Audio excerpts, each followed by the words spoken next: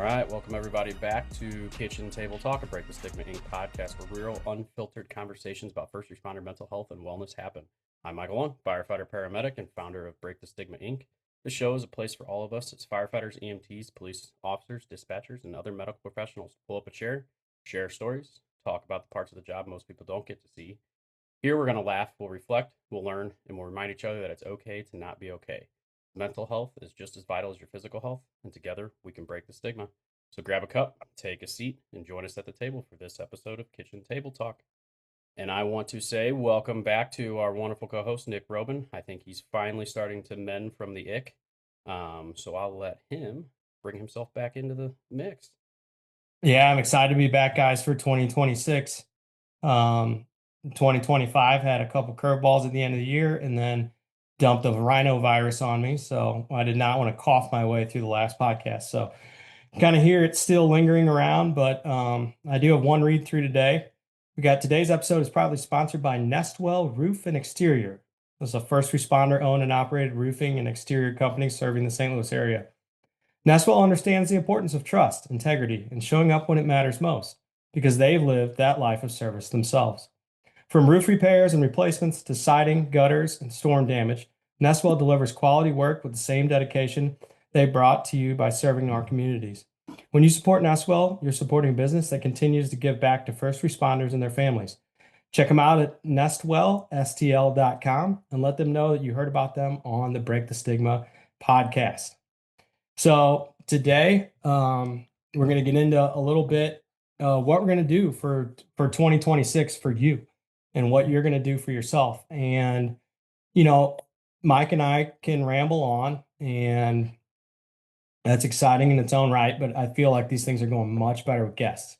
So Mike and I were thinking about guests, and I thought, well, let's think of a dude who's inspired me over the years.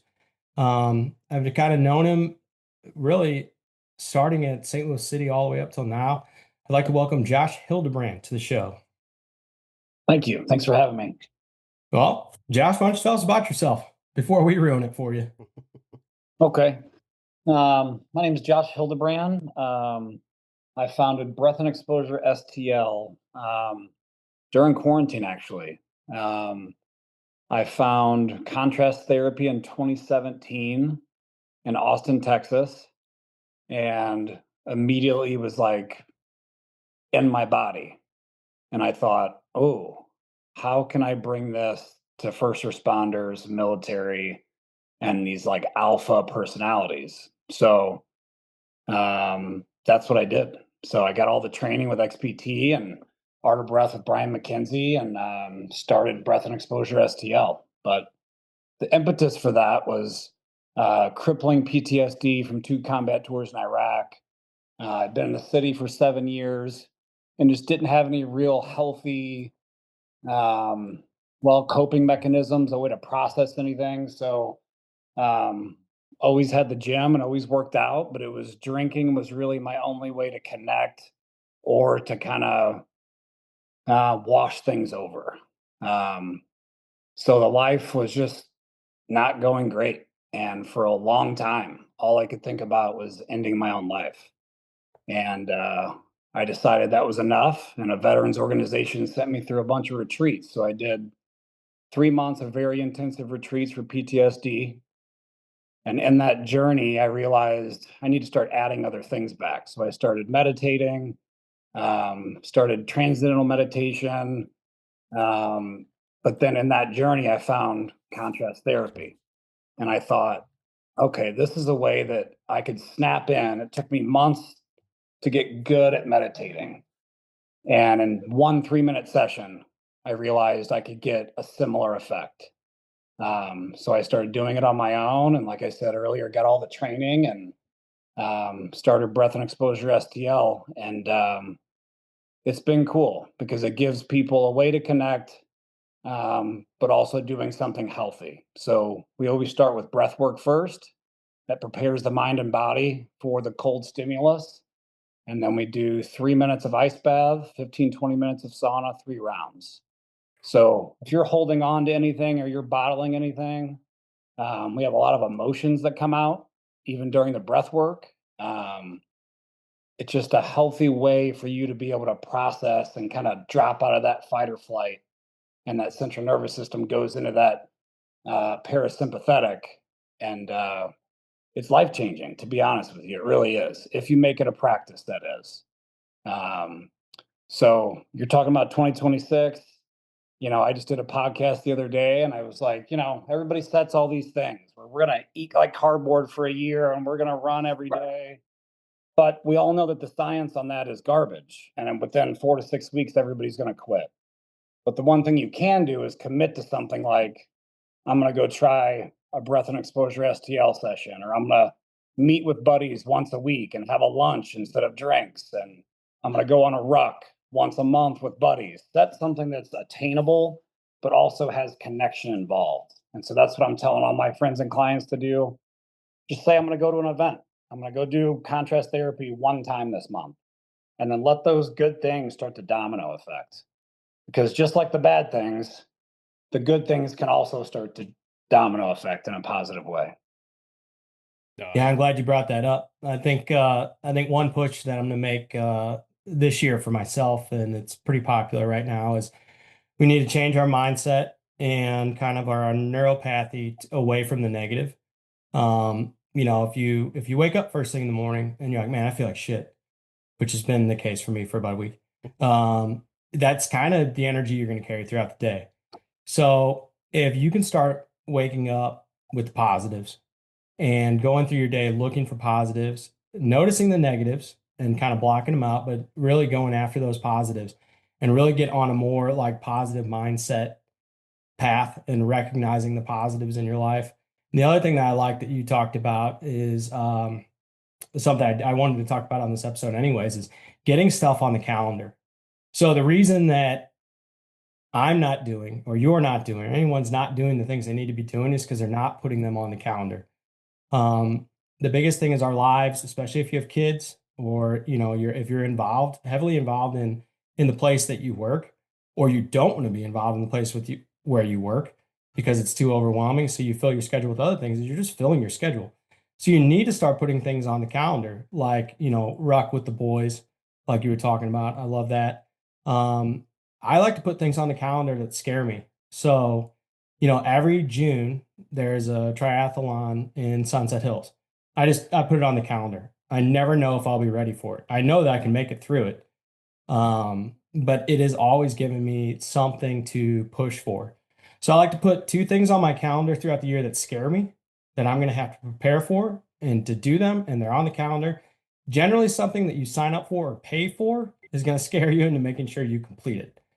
The other thing is you need to have something on your calendar in the future that is fun, whether, that's a trip or a vacation, something that you take time to practice out and plan, that hey, this is going to be the time where I can get let go. So that there is some type of carrot on that calendar moving forward that you're working towards. I think that's where a lot of people get lost, is they don't put good things on the calendar, so they have nothing to look forward to, and then every day just becomes, a drag. Mike, what do you got on your calendar this year? Which part of it? I was scheduling into this year before the October of last year. No, I love the calendar idea. Mainly because my calendar, if you've ever looked at it, is pretty much every day has something on it. And 99% of it is work related or charity related. Which is good. I believe me, I get harassed endlessly by my therapist about how busy I am. She tells me sometimes too much ambition is dangerous. But I don't know how to slow down. But we've taken a lot more on. We've got some big things actually coming up this year with the charity that are in the works right now. But I like to think those things I put on my schedule, as much as people say it's still work, I enjoy those. It's fun for me to help other people, and by having meetings and collaborating and doing all these things, it definitely does make a difference for me. But I would say the beginning of this, or probably towards the holiday season into this year, one of the things I've made very important in my schedule now is the gym again, because I have want to say I haven't let myself go, but it's gotten bad. I was up to 212, and the last time I weighed 212, I was still competing in bodybuilding, so it was a little different 212 than what it looks like now. So my goal is to those, 4 or 5 days not having that hour and a half block in my day, be able to go to the gym and do something that is productive for my mental health and my physical health, but also, believe me, when I'm there, I turn the phone off, and that hour and a half is for me, which Yeah. is a huge thing for me, is to have that time to shut the phone down because it's always ringing. But no, I'm talking about calendars and stuff. I definitely want to circle back to what Josh was saying at the beginning there about the setting the small goals or setting the goals and not saying I'm going to go run a mile every day for the next year. It's those small goals you set. Go once a month, go on a run, go do, therapy, go do something that is interesting to you or that'll benefit you. And it's amazing where people make those New Year's resolutions and they're so large that they're almost not obtainable. If we start with the small goals, they generally start leading to the big ones. I mean, when we started the charity, we started with one concept, and now we have 9 different programs we run through, and getting ready to add a couple more this year. So it's those small goals may take years to come to fruition for the large goals, but it's so much more sustainable. Yeah, one thing with those goals, if we can put words to it, I like to call them goals with grace, meaning that if you have some type of goal that you're working towards, you're going to have to allow yourself to fail on that path. So, if you were saying like, well, I'm going to run a mile every day, in 2026, and then you miss a day, and you start getting down on yourself. Well, I'll just run 2 tomorrow. Well, then you're always giving yourself that option of like adding on, adding on, adding on. Well, now you're running 5 miles on Saturday to make up for what you didn't do during the week. So you might as well just run 7 every Sunday if we're being honest. Just allow yourself to fail that goal. Like, hey, I didn't get that mile in today. I'll get it tomorrow.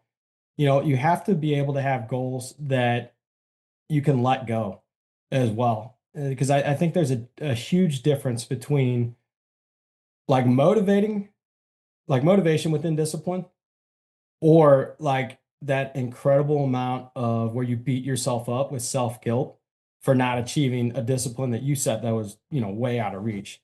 Josh, you got anything on discipline motivation there?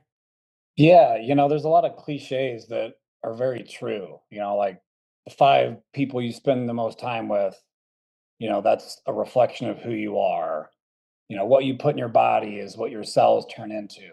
All that stuff's true. So, I mean, for me, it's just coming up with intentionality. Like, why do I want to set this thing, whatever that is for you? Um, for me, like I said, the contrast therapy, I do it on rest days. I do it to connect with people. I feel better after I do it. And then it's just, is that the man I want to be? Yes or no? Is it better for me to go do that than to go drinking and golfing for, 18 holes and drink all day? Or is it a ruck, hanging out, connecting, and getting better physically instead of doing, what stereotypically what we do when we're off? So it's just intentionality. Is this the man I want to be? Yes or no? Does this meet those requirements? Yes or no? And then just becoming that person instead of setting these lofty goals of this thing. Well, is that who you are? Because otherwise, you're just doing Jenny Craig. You're just basically punishing your. I hate to hear guys say it. Like it breaks my heart to hear a guy. Well, I'm going to start doing, and they basically punish themselves for their bad habits Yeah. instead of moving to celebrate your body, instead of moving to be a leader and a man and a father, just make that who you are. Don't punish yourself for eating bad. Just start becoming the man you want to be. And then that's a lot easier instead of setting these goals that you're not going to do. Um, and find a mentor, find somebody that's doing the things that you want to do, that you picture yourself being, and start hanging out with those guys more. Yeah, I think that's an awesome statement in itself, and that the fact that setting those goals for obtainable, but also kind of like you said, is what is the purpose for setting the goal? I think a lot of people, when they, for myself, losing weight, everybody always has that losing weight. What is the purpose for my goal of getting back to a healthy weight is not just to lose weight. It's to be healthier, to be more active with my kids. You know, I've never thought to myself when I lay down on the ground with my kids that I would have to groan standing up. When I'm getting up and they're staring at me. It's bad enough that my girls, when they get up now, they groan on purpose because they hear me do it so much. because it, knees hurt, ankles hurt, whatever it is. My purpose for that goal is to better myself, for my entire family, and obviously my career too, is staying healthy enough that I can do the job. I think we're really good at picking goals and not having a reasonable purpose behind those goals. Just saying you want to lose weight because you've gained 20 pounds since you were 18 is not a purposeful goal. Why do you want to lose that weight? Because you're unhealthy, your blood work came back bad, you're not able to move like you used to. Your kids are running circles around you. I got 2 girls, and I'll tell you, I'm never going to let them beat me in a race. It's not going to happen. I can't tell them I'm going to beat them in a fight, but we'll race. But I want to be able to, at 50 years old, still be able to move like I was when I'm 30. And those are those purposeful goals, and I think that's something we fail at drastically. And even when we circle back, like you said, going out drinking and things like that, and punishing ourselves, how many of us fall down those deep dark holes when it comes to your fitness or your mental wellness, and we make that mistake? We fall off track, you fall off the wagon, you get depressed again, you have an anger outburst, whatever it is, and then you immediately punish yourself. Well, guess what you're going to do? You're going to get angry again. You're going to start drinking again. You're going to, those punishments on yourself generally lead you back down the wrong path. Sometimes just admitting failure, like Robben said, if you perfect everything and never make mistakes, please write me a book so I can read it and figure out how to do it myself, because there's not a person out there that's perfect, and we all will fail. Failure is just learning opportunity. Yeah, I'm the master of coming up with I don't know how to explain this, the dumbest shit ever. All right, so if we take we're in 2026, right? So let's start with two. So two things. So when it comes to discipline, there's gonna be two things that I'm like disciplined about every day. I'm gonna pray every day because that's good for me and those around me, and it keeps me close to my faith. Within the last year, I've refound my faith, and without getting too much into it, prayer has become a huge part of my life. So part of my discipline, one of them is I'm going to pray every day. Number two is I'm gonna walk every day. Whether it's short or long, it's something. I'm going to take that time to make that walk. So that's two things that I'm going to do. If one of those two things doesn't happen, I'm not going to get down about it. So that's the first part of two. Now I'll go to zero. Zero, it comes from the book, The Four Agreements. I'm not going to take anything personally this year. That's a huge part of that book. And it's something that we all need to learn how to do, is how not to take, attacks on us or attacks on our ideas or whatever it is we're doing. As long as we're doing the right thing for the right reasons, there's no reason to take anything personally. The next one. So now we come to like another two. I'm going to work on giving 2 compliments a day to people around me, to strangers, to, friends, the guys and gals who are out there doing the right thing. Just going to give out 2 compliments at a minimum. I could give more. And then, to end on the 6, I'm going to figure out what 6 things am I grateful for that day. And a lot of those are going to repeat. But I think when we bring in, the buzzword gratitude into our goal setting or how we want that to look in our life, that is something we have to constantly revisit and look around at what we're thankful for. We're bombarded by so much bullshit every day that we're not taking the time to realize that a lot of things are going pretty well. And if they're not, well, maybe you're just not looking for them. So you need to be aware of what things you're grateful for every day. So that's why I said I don't know why my brain works this way, but I take these little acronyms or these little marketing schemes that I come up with my own brain, and I turn them into a table. So there we have some discipline, some things I'm going to do for myself, some things that I'm going to do from others, and then to end it all with gratitude. And hopefully that's something I can do every day to make 2026 a better year. Yeah, I think those are all super, very nice goals, for the fact that it's not a mentally or physically tasking goal. It's not meant to drain you and change you in the sense of, running that mile every day or going to the gym for 2 hours every day. It's literally just changing who you are, kind of like we talked about. And what we were talking about is, change the person you are to be the person you want to be. I don't think anybody ever wakes up thinking, I'm going to be, a piece of shit today, or I'm going to be rude, or I'm going to be angry, or I'm going to be, just the worst person in the world. I think most people wake up every morning with the goal to be the best version of themselves. And then as we let the day fall apart with those negative things that pop into our brains or come up on our phones or happen to us or out in, out in the wild, it's it's amazing how quickly somebody's mindset can change. And it's funny because I don't want to take too much time of just reading random things, but when you were talking about that, it reminded me of a post that it actually was one of our board members that wrote it on Facebook, and I read it the other day. And I don't comment on Facebook. I hate social media outside of the fact we use it to market the charity. I very rarely on it, but I just happen to scroll past this one, and it's a little long, but I'll read it real quick. A lot of people wake up one day and wonder where the time went. I once heard a phrase, repetition is the enemy of time. Time doesn't actually speed up, attention collapses. When our days are predictable, emotionally flat, and mentally unengaging, the brain compresses them. 10 years filled with novelty feels long, 10 years filled with repetition feels like a blink. That's why so many people feel like life just happened to them. Not because they didn't work hard, not because they were lazy, or not that they didn't care, but because they outsourced their lives to routines, expectations, safety, and someday. We trade aliveness for predictability. What makes this even more sobering is how incredible lucky we are. The odds of existing are astronomically low. The odds of your specific birth are effectively zero. The odds of living in time with modern medicine, opportunity, mobility, and freedom of thought are rarely or wildly rare in the human history. Yet we do not always feel lucky, but luck doesn't repeat itself loudly. Luck becomes the water we swim in, just like the fish don't know it's wet. The quiet tragedy isn't that people ruin their lives, it's that most never truly claim them. There's a little more to it, but that was the gist of it. And it circles back to that gratefulness. How many of us go through, a 12 or 16-hour awake period of their day and don't notice all of the great things they have around them? They just fall into that day-to-day hustle and bustle. I got to get up, I got to go to work, I got to do my 8 hours, I got to pick up the kids, I got to get home, I got to make dinner, got to give them baths, let's go to bed every day on repeat. And you can still do it all on repeat like that, but just be conscious of what's going on around you. You know how many times I walk out in the morning, especially like this morning? I had no idea it was going to be 60 degrees out this morning when I took the girls to daycare. I walked outside and I was like, oh God, it is a beautiful day. And I got in Yeah, the we've truck been with, really lucky with those lately.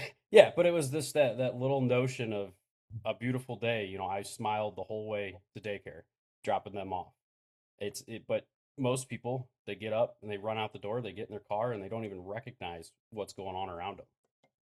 So I think it's a big one. And one thing Josh said at the beginning too that I've been taking little notes on the side here, but when you said you were kind of mastering meditation or perfecting meditation and getting good at it, I think that's a lot of everything we talk about today and in previous episodes and future episodes. We talk about all these ways to take care of yourself. How many people, Josh? How many people come into your breath work and your sauna and ice baths and stuff, and they're perfect at it the first time they ever do it? Oh yeah, nobody. Exactly. And it's the same with any other concept or goal or new endeavor or skill or trick that you're trying to learn. I always joke about when I do my presentations and the conferences and stuff. The first time when I was in Maryland and they told me to meditate, I looked at that therapist like she was crazy. Like, I haven't sat still in 30 years. You want me to sit here for a half hour and just breathe? And now I'm not going to say I'm an expert at it, but I've managed to be able to stop my brain for a few minutes and meditate. But it took a year of doing it to figure it out. And I think that's a lot of people get discouraged when they try to take on these new things and it's not perfect the first time. And again, we circle back. No one's perfect. We got to work at everything. Yeah, I think it was Russell Simmons that famously said, if you don't have 20 minutes to meditate, you need to meditate for 2 hours. And that just means that, yeah, everybody's got a busy schedule. But yeah, sitting with yourself, from my experience, is harder than any workout, any boot camp, anything I've ever done. And it's getting a routine like what we're talking about, being able to sit with self so that you're okay with those voices, the things that have happened to you in the past, not obsessing about the future. That's what mental health is. And as soon as you can start adding practices and layer them in so that you can sit with self, you're less reactive. You're not going to be popping off after a call. You're building that emotional resiliency, and then you're more present. And what I found is I get around people that come to my events And people are just drawn to people that do those things because they're not talking about the news and they're not popping off about this and talking about politics. They're just there. They're happy to be there. They're doing hard things. And those people start to gather. They start to gather to each other. And from what I found, people that do hard things every day are usually really rad people to hang out with. Whether that's jujitsu, adventure races, ice baths. I mean, if they're doing something physically rigorous, mentally vigorous every day, they're probably my kind of person. Yeah. No, and I think that's something we actually part of one of the books I was reading now is talking about the brain is still a muscle. And if you don't work on your mental resiliency, you don't work on your cognition, you don't work on all of those things that we use our brain for every day, and we fall into that mundane routine, it's just like any other muscle. It starts to have atrophy and you start to lose those abilities. And like you said, putting yourself in the environment where you're building that mental resiliency, building that physical resiliency, but also surrounding yourself with people that have already started the journey or have perfected the journey or are halfway through their journey. Those are just people to put their hand on your shoulder and push you. Because I mean, I know as well as anybody else, I can go to the gym by myself and do a workout, and it's probably a decent workout. But if I work out with a partner and we push each other, I'm dead when I'm done because nobody wants to be the one that falls behind. So that group mentality, as much as people like to say, I'm guilty of it. It's like I dislike people. I don't like being around people.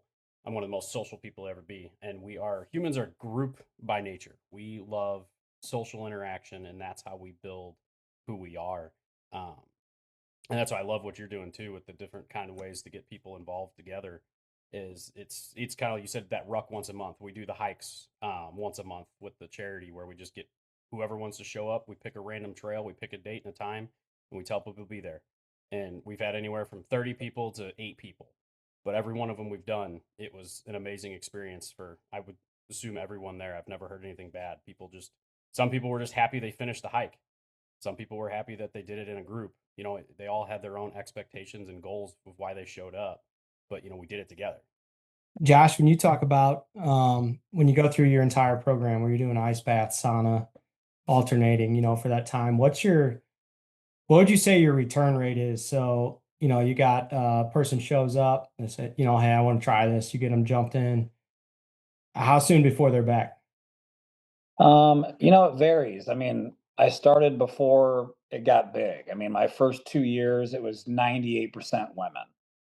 And my wife was like, it's all very attractive, very fit women coming to your events. There's never dudes. Why? I'm like, because dudes are too worried about what they look like. Dudes are worried about optics. Like females pop humans out of their bodies and they're just tougher than we are. They just are. And they don't give a shit about really other people's opinions. Um, so then a couple of big podcasters started doing it and talking about it. And now it's about half and half. So it really just depends. I mean, I have some OGs that have been to my first event that still come once a month. A lot of people started getting their own setups, started doing the horse trough at their house. And now that it's getting accessible, I have about a dozen clients that got a sauna at home, but they still come back to our events because of the community and because we do breath work before. There's a lot of these businesses popping up, and I call them the tanning booth model.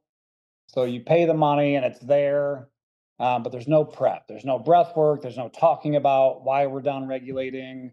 And so people come back for that. And so that's something I'm not going to waver on. As a business, it's kind of hard to teach people breath every time, but I'm not going to waver because it's the anchor of our program. We do it 25,000 times a day, and the breath is everything. It really is. So that's what keeps people coming back. I mean, even people that dropped $50,000 on a home setup, they still come back to our events, and they'll book a private to be with all their friends. So it's very individual. Sometimes we have people come that do it once and they're like, oh, maybe it was a New Year's resolution. Like, I just wanted to prove to myself I could do it. And I never see them again. But most people, they start to trickle back And it's kind of interesting to see, actually. That's a good question because it's a good mix. Um, Yeah. but the most the most difficult, or the people that have the hardest time, are the D1, D2. I played football. I've done ice baths before. Those are the people that have the hardest time because they're like, yeah, I've done this. And I'm like, yeah, you did it to your waist. This is not the same thing. Yeah. As soon as I have a 230-pound dude get to his neck and he's got to find his breath, they're the hardest to coach. Besides cops and firemen, it's the D1, D2 athletes that think they've done it before. But then Yeah. once I teach them how to breathe through it, then they're always back and they're like, "You're right, that is different." I'll entertain you with my first ice bath story. Um, so they got popular, and I'm always a second mover to things that are popular. I usually let them go for about a year and be popular, and then somehow I find my way into it and then realize. But mine, I was about a year behind in ice baths. I was working with a different crew, different house. They were big ice bathers, and there was no way I was getting out of it. So one guy went in front of me, and being a student of life, I kind of observed what he did, and I was like, all right, I think I can get through this. And my theory always was that I duck hunted for so long, which you're cold, wet, and miserable for 8 to 12 hours every time you go out there. And in my mind, I should have been superhuman in those years, considering I was getting up at 3:30. I was marching all of that equipment through a swamp, and then I was freezing my ass off for 8 to 12 hours. So if the theory lined up with all of that, then at that time I should have been superhuman. I was in subpar health at best. Um, so that's why I thought the ice baths would never make a difference for me. And the funny thing was, I did it. It was I think probably 55 degrees, which isn't really ice, but it was cold. Um, so 4 minutes, and I could not believe the change when I came out, and then the change that lasted for hours. I used to get these things where I would get in these anger rage states, and they would last, and I would get physically hot from like my core out. It was almost like a fever. It was really bad to get into now that I know what they were. But I realized after I started doing ice baths that, like, when I felt like that, now I had a solution to fix that. And not only did it fix this like superheated core anger that I had, but it put me in a better mood. And I left all that in the tub. I'm not saying I peed in the tub, but that's kind of how it felt. Was like, I got out of there a lot lighter, and a lot of what I carried in that tub stayed in there. And so I had to come to the realization probably after the third one, like, oh man, it works. It works. And it was tough to, have to kind of like bite my tongue on what I said about it before. But it's so weird, the things that do work. And now I'm even more interested in one. I've never done the breath work. I've done some box breathing to no avail. But I would be interested to see the longer side of this. So I'm sure you'll see me out there. Yeah. I encourage other people to give it a shot too, not just for the sake of Josh's business, but for the sake of, like, what can we learn from other people who are doing it right? And I think that's, when we talk about broader mental health, there's probably three levels of the journey. Level one is you're unaware that you have a mental health problem, and you're going through the motions, and pretty soon, you're going to get stuck at the bottom of that hole, and you have no resources to get out. Level two is you're aware you have a problem. You're aware you're in a hole. Now you're looking for tools to get out, but you're maybe too afraid to talk to somebody. Level three is you're climbing out of your own hole, and you have the tools, and you're getting better at things. Maybe that's the time you start looking around for who you can bring with you, who's close as you're coming out of there, to share knowledge with, and kind of be a mentor and use some teamwork to get up out of that hole.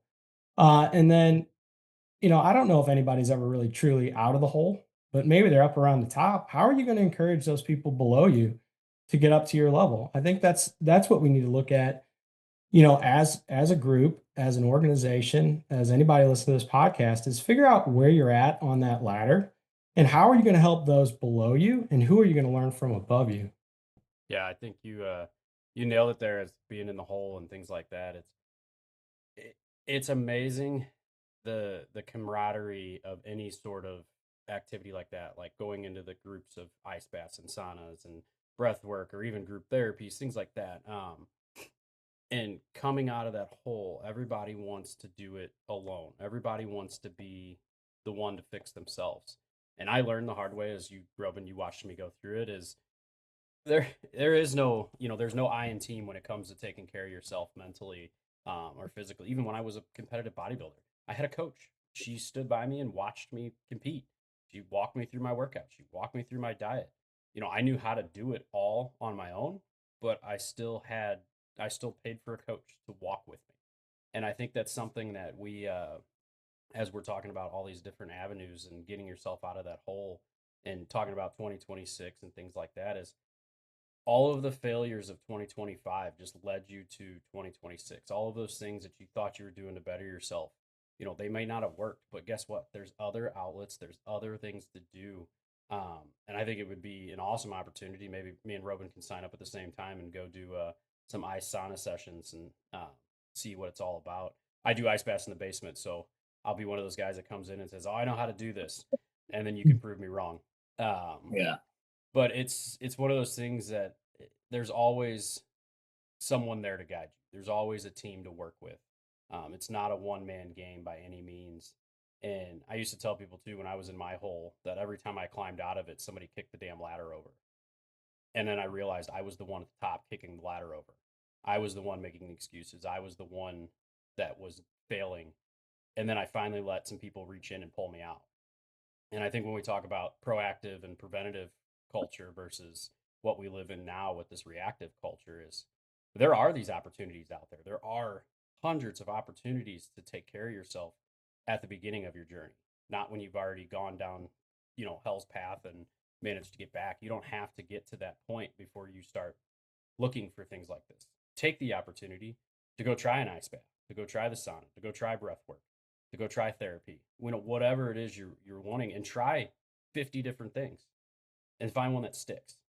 I think that's what we all forget about is, just because you tried something once and it didn't work doesn't mean that it's not going to work. And it might not. Go try something else. Don't give up. Yeah. Oh, And go. yeah, for anybody curious, so all of our events start with breath work, and the breath work's always free. So our events all sell out, but we have 30 slots for people to come do breath before. And so people that are apprehensive will come, do the free breath work, watch a couple rounds, and then almost always they come back the next week and do the full thing. But they're curious, and that's what I want. I want people that are doing the ice baths to do it right, to find that breath and down regulate. Because when that outside stimulus hits, you breathe through an ice bath. So you can breathe through the tough call. The fire service has had some real hard hits here in St. Louis recently. And I worry about guys internalizing that and not having healthy ways to process it. We know that we don't talk to each other very well. But there's something about when you get in my sauna and it's 200 degrees. I always say it's like 16-year-olds that took Molly. Because you get into an ice bath, it's 250% increase in dopamine, 250% increase in norepinephrine. Then you get in the sauna, it's 200 degrees, and the walls are just dropped. People start talking, start opening up about things. I've had one bad experience in 6 years. The rest is always just connection. So if you're curious, yeah, like Mike said, just go try it. Come do a free breath work, meet up with somebody and do something hard. And like you said in the beginning, we do start grinding through and it's day after day. And what I found, the ice bath is a reset for me because there's no future tense, there's no past tense. It's just me in survival mode. My wife always says, not everybody's like you. I don't like the cold. I'm like, oh, I don't like the cold either. But I like the me that shows up after that 3 minutes of cold. Like, I know that I'm a better father. I know that I'm more present. I'm less reactive when I do it. So just like the gym for me is non-negotiable, the ice bath has become non-negotiable because my body feels better, my mind and soul feel better. Um, and so, yeah, I feel like a Jehovah's Witness. I just have to tell everybody about it. But I think you said it and Robin said it too. Is like when it's funny because I was the same way with ice baths. Like I was doing them when I used to compete, long before they were popular in just the wellness world. Like I used to do them when I was in the cut phase of my preps for shows, and it was mainly just to help with my joints and help with inflammation, and because you're dieting hard, you're working out hard. And then after all of the competing and then crisis, and then I started doing ice baths again. I do it for a whole different purpose now, and that's just the wellness overall. But I always tell people I've never gotten out of an ice bath in a bad mood. I can go in a bad mood, but I ain't coming out in a bad mood. And Right. there's actually a study out there when you're talking about the dopamine release, that they the equivalent of an ice bath for dopamine drops is the same as doing a line of cocaine. And I say that in my conferences. I'm that's so when we tell people, substance abuse and that, like I'll give you the same effect that if you do cocaine, go jump in an ice bath. You're gonna get the same effect. And guess what? It is so much healthier. Yeah, so I say that at my events too. And one time I had a traveling musician that came in to do it, and he's like, "Josh, this does not feel like cocaine." And I said, "The internal physiological response. You're not getting the drip and the party thing, but the internal chemical world, that's what it." So it was kind of funny. He's like, "This does not feel like cocaine." Yeah, you're not gonna get the high of the cocaine, but you're definitely gonna get the internal changes, like you said, and that happiness. Like it's amazing. I all the people like at work, we have ice baths at almost every engine house now, and pretty much everybody's jumping on board with doing them, throughout the day or after workouts or whatever it is, and they're all Yeah, saying the same thing now. It's like, oh man, I get in and I can't get out in a bad mood, and it's like I've been telling you, you know, yeah, it's an yeah, amazing thing, and I would love to see how much more beneficial it is doing it the right way. How you're teaching people to do it and doing it with the breath work and doing it with the sauna. Because, like, I have a great setup in the basement, but I can't tell you it's, anywhere near yours. I got a nice two-person ice bath that I can lay down in. I ran its own water line to it so I can dump it and fill it whenever I need to. It's got a filter built into it so it circulates the water while you're in there.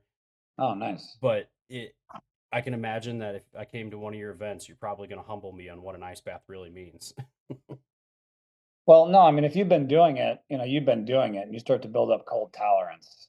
It's the people that, well, real quick, let's just go through it. So if you get in and you're just here and you're white knuckling, which is probably what you did in bodybuilding and most people in sports do, Yep. all you're getting at that point is just the muscle relief. So you're going to get the anti-inflammation from muscle. But if you're here and you're able to breathe out of that and through that, and you down regulate while in the ice bath, that's where you get all the mental health and the other benefits. But you can white knuckle it and just bro out and get through it, but you're not going to have anywhere near the feelings as if you just release that tension in the body and let it all go. And that's the key, is just down regulating, extending that exhale so that you can drop that heart rate in the ice bath. And that's where all the positive stuff happens, Yeah. which is hard. And sometimes it needs a coach or someone to show you how to do it. Yeah. And then, like, if you got in, I would say, okay, relax the traps because guys are going to be here. And I would say, relax the jaw, relax the eyelids. People hold tension in their face. When I coach, everybody just palms to the sky, everything is released in their body. And that's where we get that like full body release where they're like, whoa. And it's a complete different thing than getting in and Yeah. white knuckling it, which, most men want to do. Well, Um, I was still guilty of that up until recently, and I was listening to a podcast, the Huberman Lab, and he mm, talks about breath work, and he was talking about I think it's the physiological sigh or the psychological sigh, yeah, where you do the two quick inhales and then an exhale, and I yeah. actually do that. Start at the sequence before getting in, and then continue it as soon as I hit the water up to my chin, and it's kind of that same thing. It pulls my mind away from the cold to the breathing, and then I'm able to, by the time I get through that little 30-second cycle, people will make fun of me. I'm usually reading a book or playing a game or meditating while in 40-degree water. It's Yeah. like, how do you do that? My wife refuses to get in. She says, I hate same thing. I hate the cold. I'll never touch that thing. And I'm like, Yeah. once you figure out how great you're going to feel, you don't even realize it's cold anymore. It's Yeah. actually comfortable. Yeah. Yeah. And it seems counterintuitive, but if you do the head dunk in the beginning, it stimulates the mammalian dive reflex. So every time I teach it, people are like, oh, especially this week, it was cold out. I'm not dunking. But when you do, it drops the heart rate and it makes it easier. So that's another kind of, little tip. Hold the nose, do the full head dunk, then hop up and find your breath, and then try it the other way. It's real. I mean, back in the 70s and 80s, people used to just dunk their face in ice bowls. And it's the same concept. So try that, especially if you're in a more sympathetic state. Yeah. I always tell people, because I'm a fireman, if I'm on my 4 day, I can get in, I can start with a 10-second to 20-second underwater hold and hop up, and I don't even have to find my breath. But if we're running high acuity calls, I get off duty, I do an ice bath, it takes me 20, 30 seconds sometimes, depending on sleep, what's going on at home, what the high acuity calls. And so that's a great lesson, you know? Like if you don't have that gauge, if you don't have something to check in with your central nervous system and your body, we know that's creating cancer internally. It's creating all kinds of inflammation, and just the cascade of negative things when we're holding on to that much tension day after day after day. To your point about going through life, you're going through life here all the time and you don't have a gauge to reset, man, like we know what that's doing. That's why we all pass away within 5 years of retirement in big cities. So that's the other thing I teach first responders. It's a great gauge to see where you're at. And then you do it and you're like, wow, that was hard. Why was it so much harder? Oh, I stayed up late last night, or I had 2 drinks last night, or I fought with the spouse. And then you can start to reverse engineer your life and try to minimize those things and be like, oh, it's just a great awareness tool once you start to do it regularly. Yeah.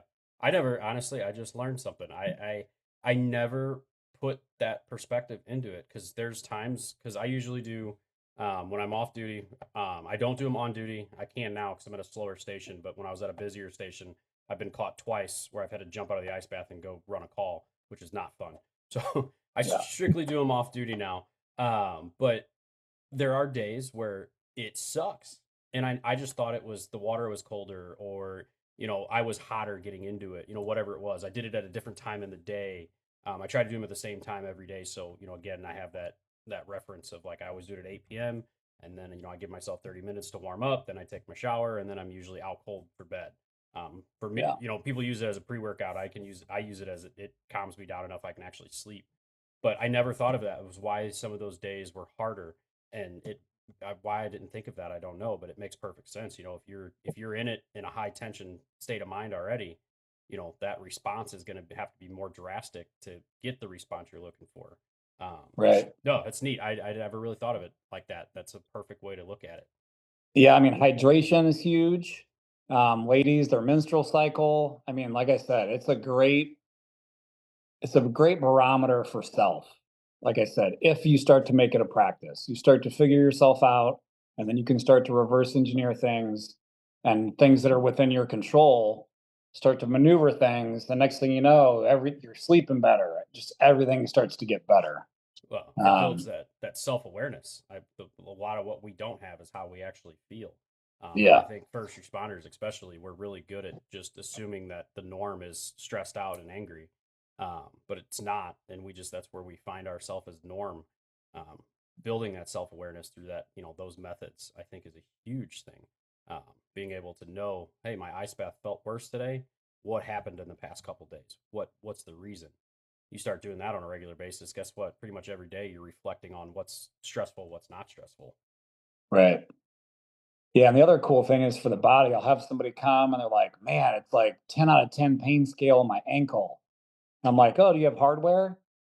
"Yeah, but it was when I was like 16." I'm like, "Yep, it's gonna pinpoint anything that you've had that's chronic. It's gonna pinpoint that area. But then the good news is you're gonna have relief for 5 to 7 days after." And people are always just shocked that they just are talking to me. And I'm like, "Oh yeah, did you have this?" And I've seen thousands of people come through, you know, so it's kind of like running an EMS call or running a fire. It's like we think we're so individual and we're so special.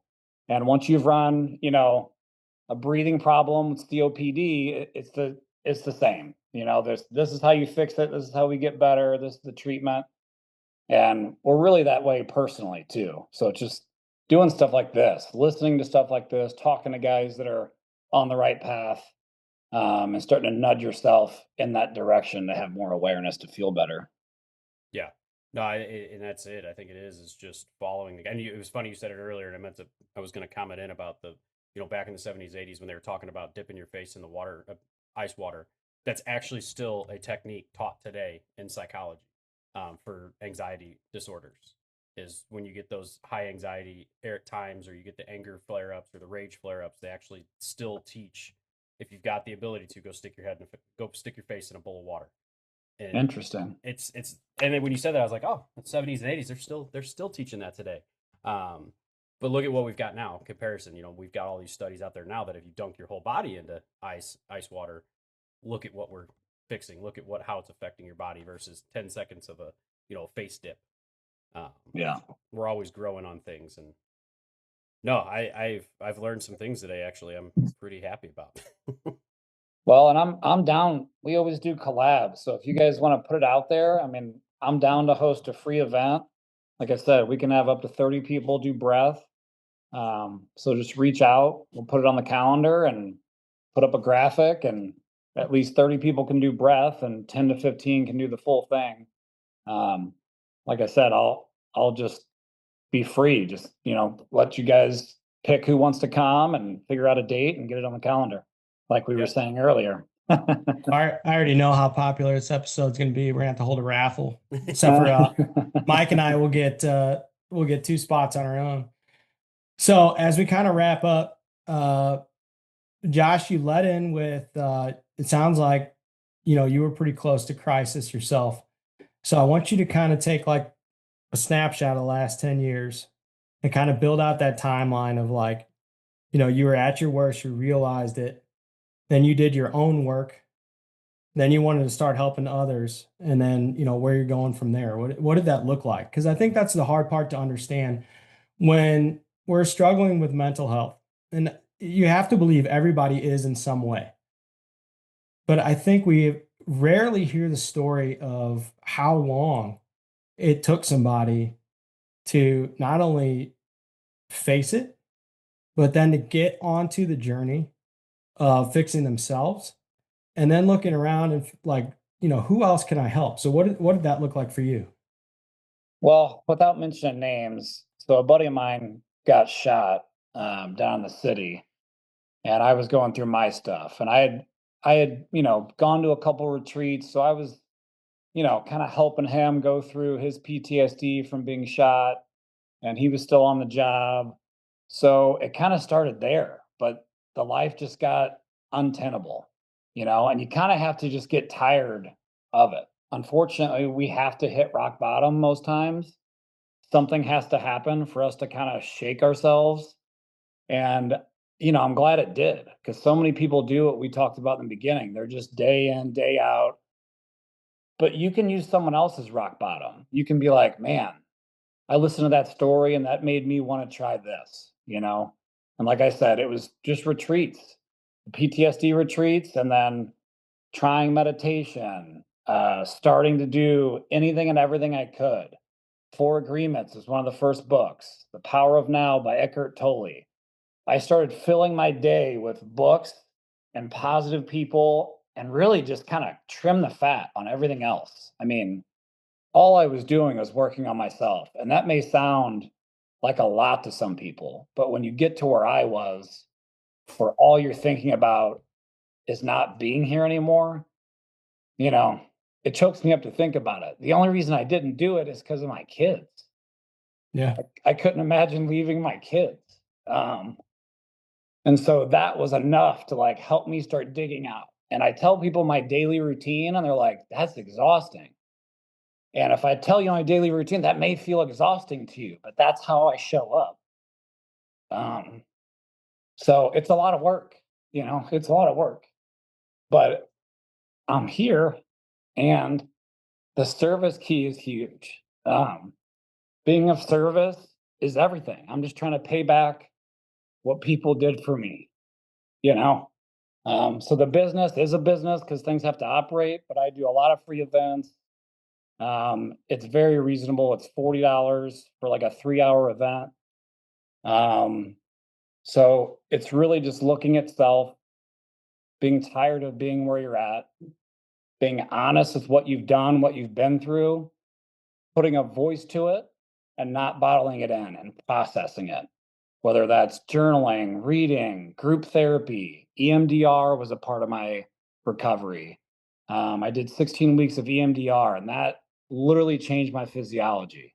Um, so, like we've been talking about, it's just layering in the positive things and not letting the outside world determine your inside world.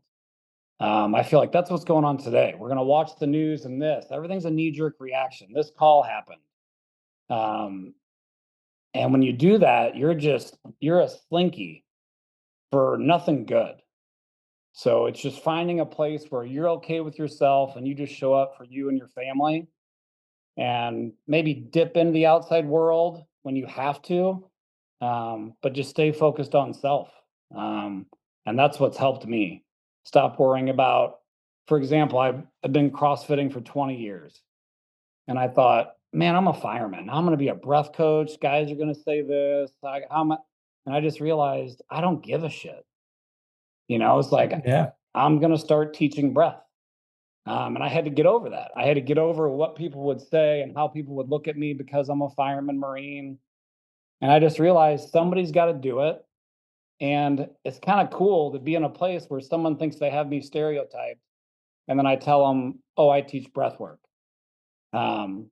So just break the stereotypes. Our stereotypes are not healthy. So we got to start breaking them.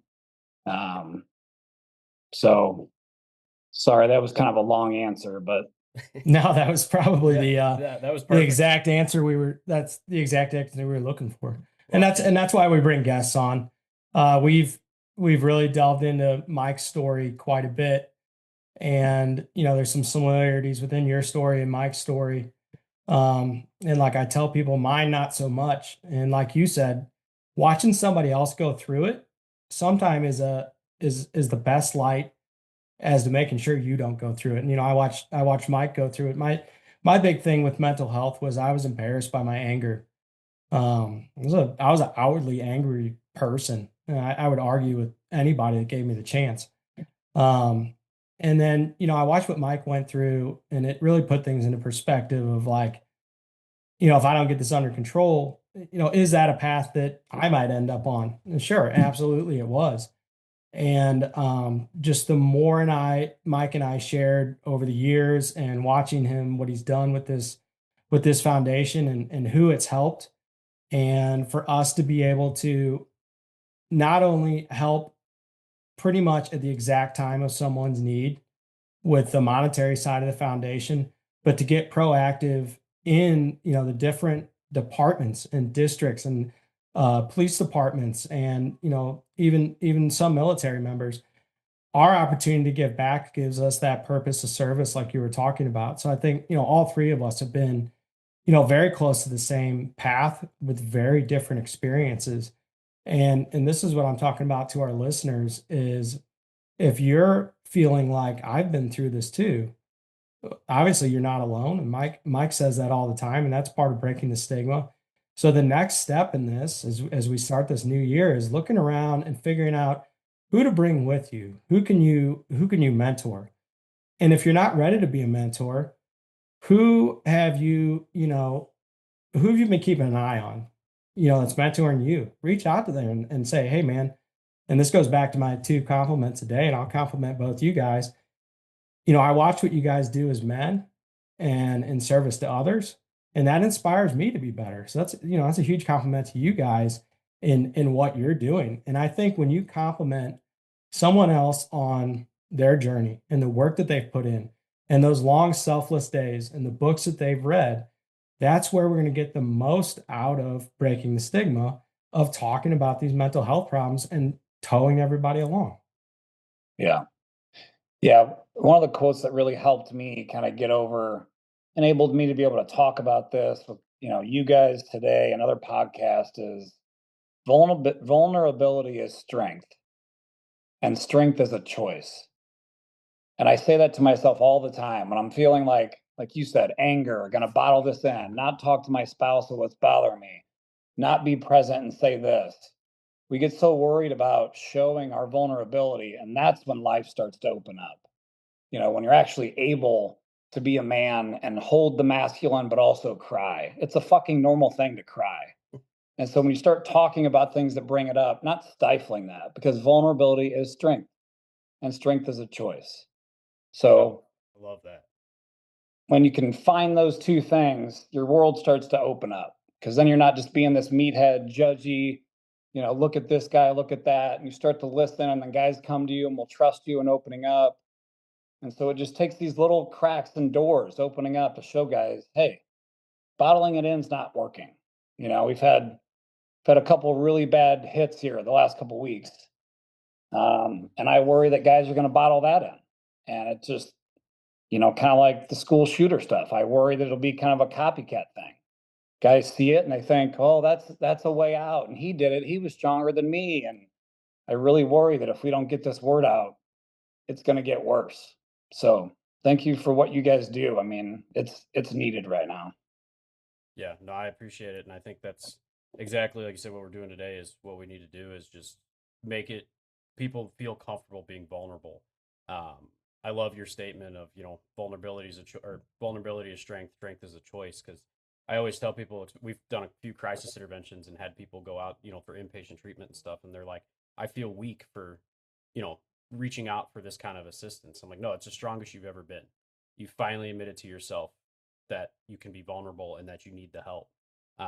And it's not. I picture people that are open and vulnerable as more or stronger individuals than the ones that hide it and try to keep putting that face on.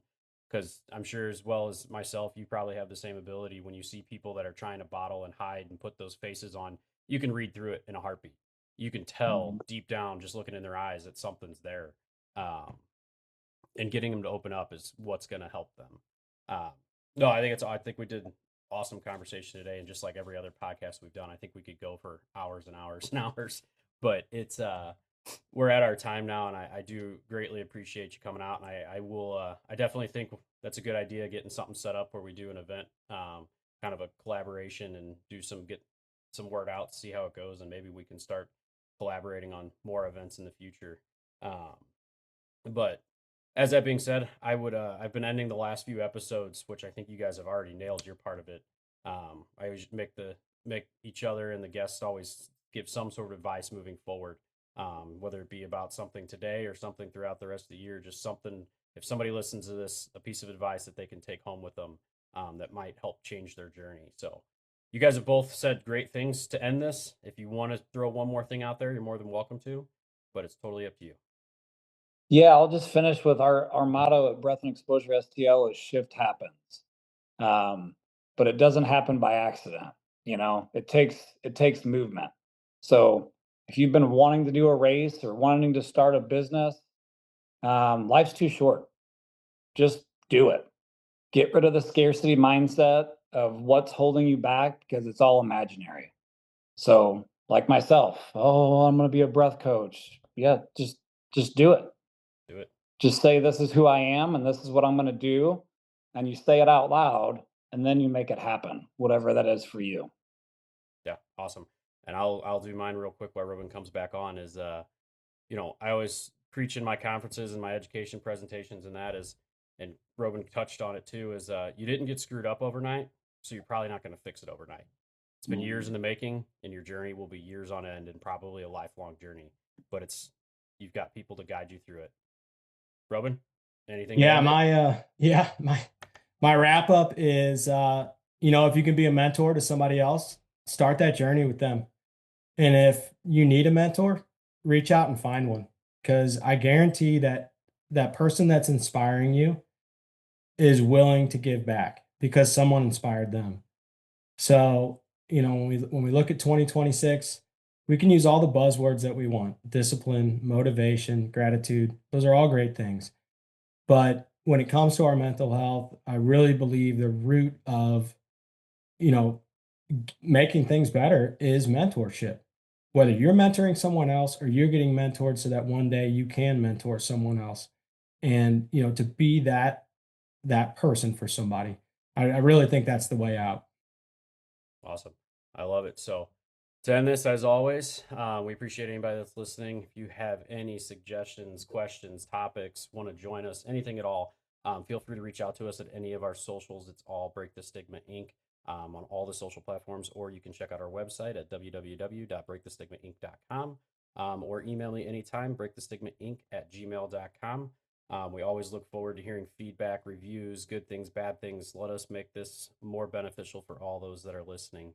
As for that, just remember, push in your chair, put your cup in the dishwasher, and have a wonderful day.